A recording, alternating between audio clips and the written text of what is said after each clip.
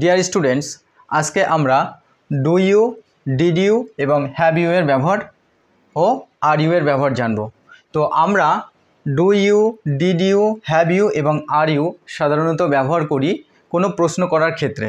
তো আমরা কখন প্রশ্ন করার ক্ষেত্রে ডু ইউ ব্যবহার করব, কখন ডিড ইউ ব্যবহার করব এবং কখন আর ইউ ব্যবহার করব, চলো দেখে নিই।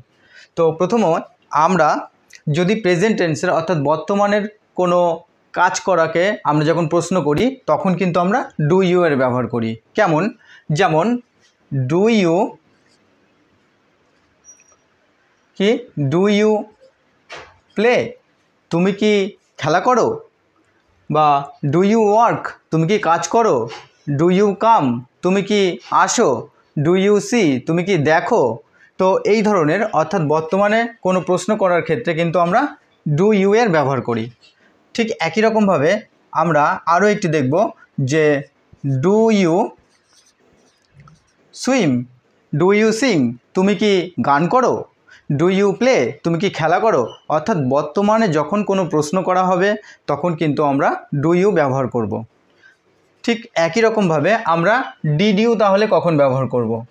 তো ডিড ইউ আমরা ব্যবহার করি অতীতকালে কোনো কাজ করেছিলে এমন যখন আমরা প্রশ্ন করি তখন কিন্তু আমরা ডিড ইউ এর ব্যবহার করি। যেমন ডিড ইউ সুইম, তুমি কি সাঁতার কেটেছিলে, অর্থাৎ অতীতকালে তুমি করেছিলে, বর্তমানে নয়। কিন্তু বর্তমানে হলে আমরা ডু ইউ লিখছি, কিন্তু অতীতকালে কোনো কাজ করেছিলে এরকম যদি প্রশ্ন করা হয় তখন কিন্তু আমরা ডিড ইউ এর ব্যবহার করি। যেমন ডিড ইউ রাইট, তুমি কি লিখেছিলে, অর্থাৎ কাউকে প্রশ্ন করা হচ্ছে বা তোমাকে প্রশ্ন করা হচ্ছে। বা এটা আমরা লিখতে পারি যে ডিড ইউ কাম, তুমি কি এসেছিলে, অর্থাৎ অতীতকালে, এটা কিন্তু বর্তমানে নয়। তো চলো এবার আমরা হ্যাভ ইউ এর ব্যবহার দেখব। হ্যাভ ইউ কখন ব্যবহার করি, অর্থাৎ নিকটবর্তী অতীতকাল, কিছু আগে কোনো কাজ ঘটে গেছে বা সবে মাত্র কোনো কাজ ঘটে গেছে এমন বোঝাতে কিন্তু আমরা হ্যাভ ইউ দিয়ে কোশ্চেন করি। কেমন? চলো আমরা এক্সাম্পলের মাধ্যমে দেখে নিই। যেমন আমি যদি বলি যে হ্যাভ ইউ প্লেড, তুমি কি খেলা করেছো, অর্থাৎ একটু আগে করেছো বা সবে মাত্র কাজটা শেষ হয়েছে। বা আমরা বলি হ্যাভ ইউ সাং। তো এই ক্ষেত্রে কিন্তু একটা জিনিস লক্ষ্য রাখতে হবে, আমরা কিন্তু যখন কোশ্চেন করব অর্থাৎ হ্যাভের পরে কিন্তু আমরা জানি যে ভার্বের থার্ড ফর্ম ব্যবহার করা হয়। এই কারণে দেখো এখানে প্লেড, সাং, সোয়াম, রিটেন, কাম এগুলি কিন্তু ভার্বের থার্ড ফর্ম অর্থাৎ ভার্বের পাস্ট পার্টিসিপল আমরা ব্যবহার করব। আর এখানে কিন্তু মনে রাখতে হবে যখন আমরা ডু বা ডিড দিয়ে কোশ্চেন করি, ডু বা ডিড, তখন কিন্তু আমরা ভার্বের যে বেস ফর্ম অর্থাৎ 1 নম্বর ফর্ম কিন্তু ব্যবহার করব। তো এই ক্ষেত্রে যখন হ্যাভ থাকবে আমরা কিন্তু ভার্বের থার্ড ফর্ম দিয়ে কোশ্চেন করি। যেমন হ্যাভ ইউ সাং, তুমি কি গান করেছো, অর্থাৎ সবেমাত্র করেছিলে বা করেছো। এটা দেখো হ্যাভ ইউ সাম, তুমি কি সাঁতার কেটেছো বা তুমি কি সাঁতার কেটেছিলে, অর্থাৎ এই সবে মাত্র কাজটা শেষ হয়েছে। তো সুইম, সোয়াম, সাম, সাম হচ্ছে থার্ড ফর্ম। একই রকমভাবে দেখো হ্যাভ ইউ রিটেন, তুমি কি লিখেছো, অর্থাৎ এটা কিন্তু আমরা প্রেজেন্ট পারফেক্ট টেন্সের ক্ষেত্রে, প্রেজেন্ট পারফেক্ট টেন্সের ক্ষেত্রে কিন্তু আমরা যখন ইন্টারোগেটিভ সেন্টেন্স তৈরি করি তখন কিন্তু আমরা এই হ্যাভ ইউর ব্যবহার করি। আরেকটি দেখো হ্যাভ ইউ কি, হ্যাভ ইউ কাম, তুমি কি এসেছো বা তুমি কি এসেছিলে।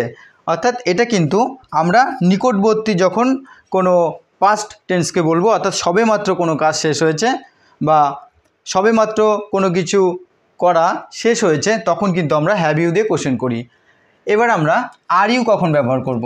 তো আর ইউ আমরা যখন কোনো অবস্থা, কোনো জায়গায় আছে বা কোনো নাউন, অ্যাডজেক্টিভ এবং অ্যাডভার্বের আগে ব্যবহার করে থাকি। কিভাবে ব্যবহার করে থাকি দেখা যাক। যেমন আর ইউ টিচার, আপনি কি একজন শিক্ষক। তো এই ক্ষেত্রে দেখো নাউন, টিচার কিন্তু নাউন, তো নাউনের পূর্বে আমরা জানি আর্টিকেল ব্যবহার করি, যেহেতু আমি একজনের কথা বলেছি। তো আর ইউ এ টিচার, আপনি কি একজন শিক্ষক, বা আর ইউ এ স্টুডেন্ট, আপনি কি একজন ছাত্র বা আর ইউ এ ডক্টর, আপনি কি একজন ডাক্তার? তো এইভাবে কিন্তু আমরা কোশ্চেন করে থাকি। একই রকমভাবে দেখো আমরা এখানে বলতে পারি যে আর ইউ টকিং, অর্থাৎ আমরা যখন প্রেজেন্ট কন্টিনিউয়াস টেন্সে বর্তমানে কোনো কাজ চলছে বোঝাতে বা বর্তমানে কোনো কাজ হচ্ছে বোঝাতে তখন কিন্তু আমরা কোশ্চেন করলে আর ইউ, অর্থাৎ আমরা জানি যে অক্সিলারি ভার্ব ব্যবহার করতে হয়, তারপরে সাবজেক্ট ব্যবহার করতে হয়, তারপরে ভার্বের সাথে আইএনজি ফর্ম ব্যবহার করতে হয়। এখানে কিন্তু আমরা ভার্বের সাথে আইএনজি ফর্ম ব্যবহার করছি, টকিং অর্থাৎ কথা বলা। তো মেন ভার্ব হচ্ছে টক এবং তার সাথে কিন্তু আমরা আইএনজি ব্যবহার করছি, টকিং। তো আর ইউ টকিং, তুমি কি কথা বলছো, অর্থাৎ এখন করছো। তো এটা কিন্তু আমরা ভার্বের ক্ষেত্রে ব্যবহার করলাম, এটা কিন্তু আমরা নাউনের ক্ষেত্রে ব্যবহার করলাম আর ইউ। তো এবার আমরা দেখব যে অ্যাডজেক্টিভের ক্ষেত্রে আমরা কিভাবে ব্যবহার করছি। যেমন আর ইউ স্যাড, তাহলে কি লিখব, আর ইউ স্যাড, তুমি কি দুঃখিত। বা আমরা বলতে পারি আর ইউ হ্যাপি, তুমি কি আনন্দিত। বা আর ইউ অ্যাংরি, তুমি কি রাগান্বিত। বা আর ইউ কনফিডেন্ট, তুমি কি আত্মবিশ্বাসী। বা কিন্তু আমরা বোঝাই অবস্থাকে নির্দেশ করি, অর্থাৎ দোষ গুণ অবস্থা ইত্যাদিকে বোঝায়, তখন কিন্তু আমরা বোঝানোর ক্ষেত্রে আর ইউ দিয়ে লিখি। তো প্রেজেন্ট টেন্সে আবার আমরা যখন লোকেশন অর্থাৎ কোনো অ্যাডভার্বকে বোঝাই তখন কিন্তু আমরা, তো এখানে দেখো আমরা লোকেশনকে বোঝাচ্ছি, অর্থাৎ অ্যাডভার্ব অফ প্লেস। কেমন, আর ইউ অ্যাট স্কুল, তুমি কি স্কুলে। Are you at bus stop, তুমি কি বাস স্টপে। আর ইউ অ্যাট শপ, তুমি কি দোকানে। তো এইভাবে কিন্তু আমরা যখন অ্যাডভার্বকে বোঝাবো তখনও কিন্তু আমরা আর ইউ এর ব্যবহার করতে পারি। ঠিক একই রকমভাবে আমরা এখানে লিখতে পারি যে are you in a taxi, তুমি কি একটা ট্যাক্সিতে আছো। আর ইউ ইন এ কার, তুমি কি একটা কারে আছো। তো এইভাবে কিন্তু আমরা অ্যাডভার্বের আগেও কিন্তু আমরা আর ইউ ব্যবহার করতে পারি। সুতরাং এখানে আশা করি তোমাদের do you, did you, have you এবং আর ইউর ব্যবহার স্পষ্ট হয়েছে। তো চলো পরবর্তীতে আরও ক্লাস আসবে এই ধরনের, এবং অবশ্যই চ্যানেলটির পাশে থেকো। ভালো লাগলে অবশ্যই লাইক কমেন্ট শেয়ার করো। ধন্যবাদ সকলকে।